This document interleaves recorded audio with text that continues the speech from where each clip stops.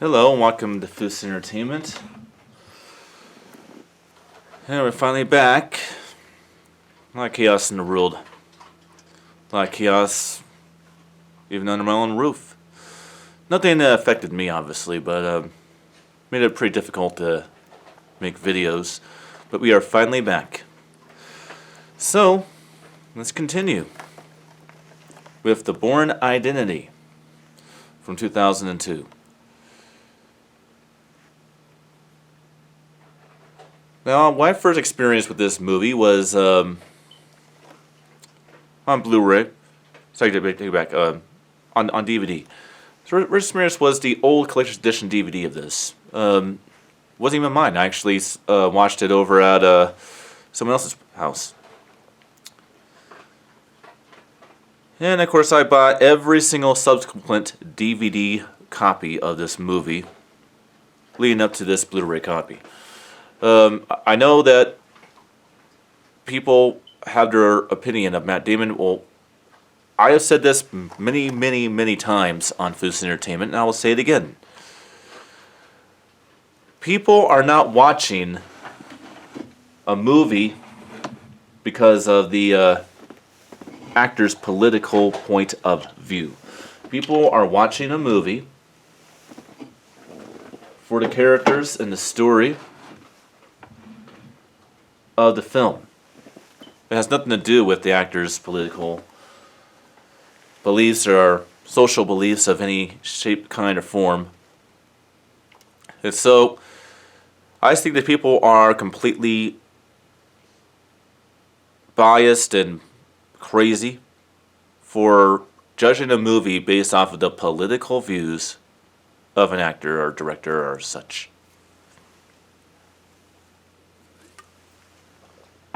Alright.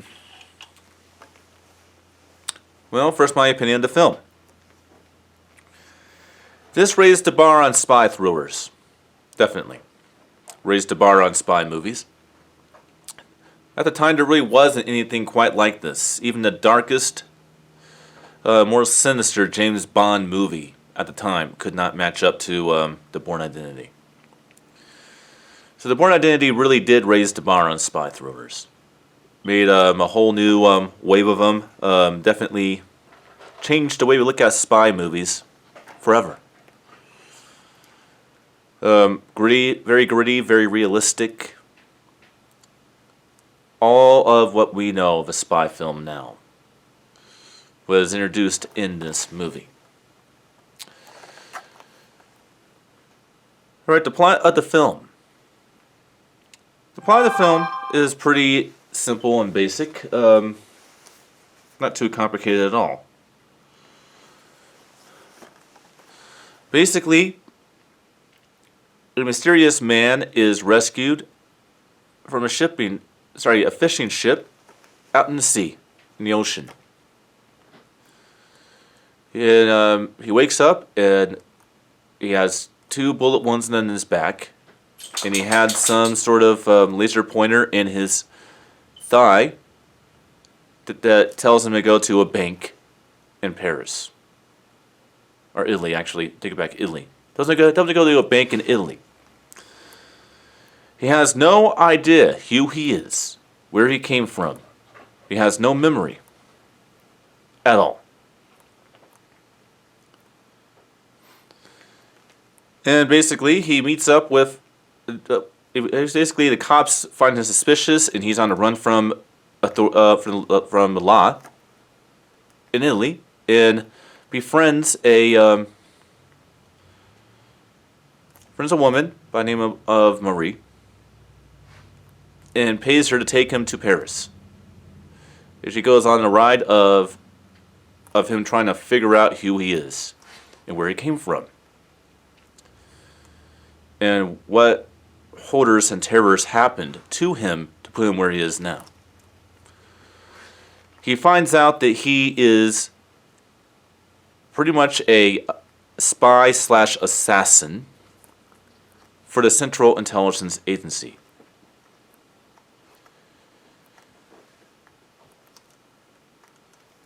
And basically, he finds out that the Central Intelligence Agency is trying to bury him and bury what he did and all that stuff, and pretty much erase the whole program he's part of. And so he takes the war and the battle to them. Full of insane action, stunts, hand-to-hand combat, marksman, sniper action, just incredible car chases. This movie really truly does have it all. It is a crown jewel of modern action adventure in espionage thrillers. This is definitely one for the books with the Bourne identity. Is this my favorite one out of the Bourne franchise? Until the third film came out, yes, it was. But the third film really capitalized on what made this film so great and the bat-ass, crazy, insane stunts and action of the second film. But honestly, with the Bourne movies, it's weird. You can't really pick a favorite. They're all kind of all good. I could say that my least favorite one, and the film that should never even have existed, is The Bourne Legacy. But I'll be watching that again as well. I have to watch these films over again because with all the crazy shit that's been going on, it has required me to take a little break from this. Now, I will tell you right now, this particular franchise is very elaborate, is full of very adult material. This is not like the Mission Impossible movies. I will say this to the YouTube police, and I'll say this to all of the moms and dads at home. You should get some fucking responsibility because children should not be watching this. Mission Impossible, okay, I can see that. But I'm not going to put child protection on these reviews because these films are definitely not for children.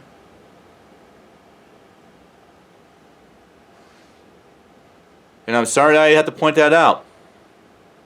But if I have to point that out when I think that a franchise is too violent and too elaborate for a child, despite having a PG-13 rating, then I will do that. This franchise is not meant for children. And so I will be saying for adults only on these reviews. Now, picture and audio quality for the Bourne Identity. This is shot in 2.35.1 widescreen and is actually presented in 2.35.1 widescreen format on this Blu-ray disc. It is in 1080 by 24p full high definition 2K transfer. It is presented in a 5.1 DTS HD MA audio presentation. Now the picture is very much a typical Universal Studios type of picture. It's very, very warm, temperatured with a lot of deep blacks in it. It's very much a very digital looking movie. So don't expect too much brightness on it, but it is good contrast in quite a few scenes of the film, but expect it to be kind of more grainy, more digital. It's not grainy like, film grain, but it's just grainy in the fact that it just kind of is a darker looking, more warmer, temperatured with just a hint of neutral in terms of picture quality, like a typical Universal Studios release. The audio for this movie is very, very good. For a 5.1 DTS HD MA sound presentation, this one has a lot of effects that happen on overhead channels.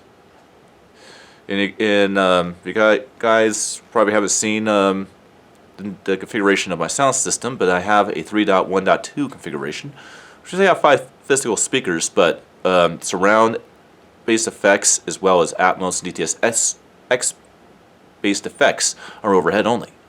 And that allows me to figure out if a film has a lot of potential for overhead effects. This one has a lot of overhead effects. The transition from basic surround effects to overhead effects really does work on the high speakers on this movie in a very broad and very good way. So yeah, very good experience on the sound design of this movie in terms of the surround fields and stuff like that. Those surround fields being converted to DTS-X neutral effects overhead is very, very good in this movie. So yes, if you have never seen The Bourne Identity from 2002, I suggest you do watch it. It is a quintessential action spy espionage film that launched a whole new era of spy films. Definitely worth your time, so check it out. And I'll see you guys next time for my review of The Bourne Supremacy. Until then.